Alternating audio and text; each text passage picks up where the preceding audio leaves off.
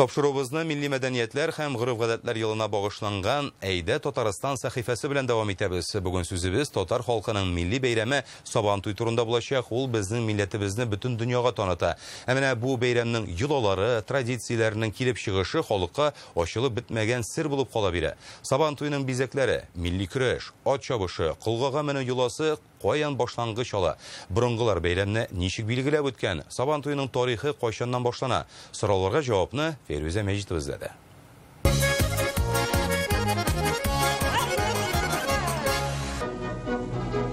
Әлеге кадрлар 100 ел элек төшерелгән. Узган гасырның 30-нчы еллары бу. Калфат кигән кызлар халык биюләрен башкара, аларга билбау булган егетләр кушыла. Соңрак 7 атларга утырып узышачаклар, бу ярышны бөтен халык күзәтә, аксакаллар көч биреп тора. Бәйрәм байрагы җилферди. Таасырда татар халкының милли бәйрәме Сабантуйны әнә шулай билгеләп үткәннәр.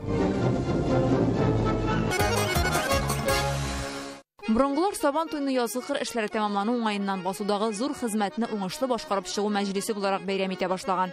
Исеме үк әйтеп тора: Сабан һәм туй. Игеннәр уңуын теләп, хәер-фатиха бирү була ул. Аның юлалары, уеннары безнең эрага кадәр булган тормыштан ук килә ди белгечләр. 921 елда бу күркәм бәйрәм турында Ибн Фатлан язып калдыра. Республикада табылган таш язмаларда Сабантуйның 13-нче гасырда, 1291 елда уздырылуы мәгълүм.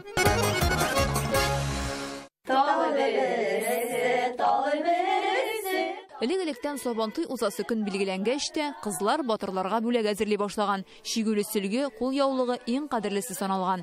Бүләк җыючы егетләргә тапшырганнар һәм шушы егетләргә исемнәрен кулакларына әйткәннәр, шушы егеткә тапшыра әле дип.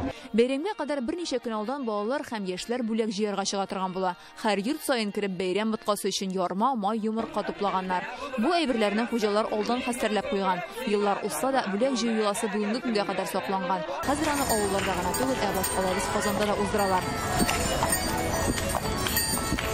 Авылда шикелле бу традиция обычно есик ясыйлар. Безгә дә бүген без аны Казанда күрсәтәбез, ничек булырга тиеш ул. Сабантуйның иң зур ярышы ул ат чабышлары. Гомер-гомергә татар халкы ат яраткан, аларны үршеткәннәр, еш кына татарлар йөрергә өйрәнгәнче үк ияргә утырганнар, атка атланып сәүдә итәргә еракларга йөргәннәр. Елга бер тапкыр Сабантуйда узышканнар. Чөнки безнең ат белән әби бабайларыбыз да яшәгән, әтиләребез дә яшәгән, без дә яшибез. Һәм безгә атларны бер кашан да үзебезнең тормышыбыздан югалтырга ярамый. Сабантуйның тагын бер ярышы кылгага менү. 10-15 метр озынлыктагы бу шума багана очында җиңүчене читлектәге әтәч көтә. Иң җитезләр аны ачып чыгарырга тиеш. Бу йоланың тарихы борынгы чорлардан ук килә. Элек шулай озын манарага менеп дошман килмиме дип күзәтә торган булганнар.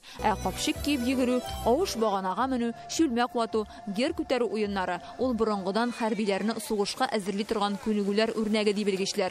Алар аша чыдамлык, тизлек кебек сыйфатларны тәрбияләгәннәр. Монда милләттәшләр, үзебезнең шикелле менә бөтен бию, җыр, күңелгә ята торган бәйрәм шуңа күрә.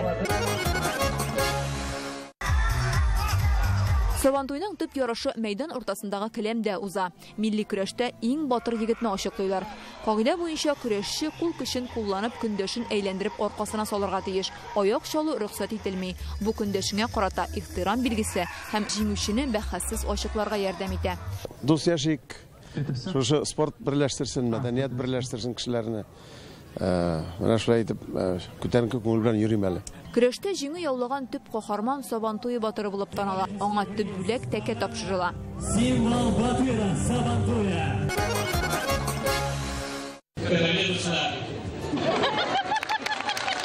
Төрле елларда дәүләт башлыклары Татарстанга нәкъ менә әлеге бәйрәмне күрергә дип килә. 2000 елда Владимир Путин кул көрәшендә үзен сынап карады һәм катыктан тәңкә эзләде.